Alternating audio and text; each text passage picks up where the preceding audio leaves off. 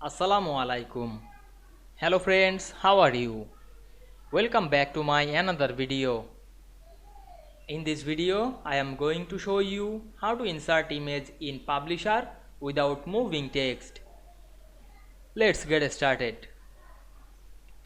At first, we have to open a Publisher document.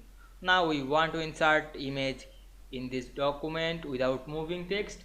Go to the Insert menu, then click the Picture option and choose the picture from our file. Now I select a picture, then click Insert. Now we can see here move the text. Now we want to insert or set this image without moving text. Click the picture and go to the picture format menu. Then click wrap text option and choose none.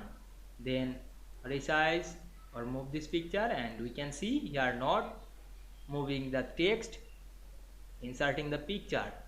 I hope you enjoyed the video. Please like, comment, share and subscribe my channel. Thanks for watching.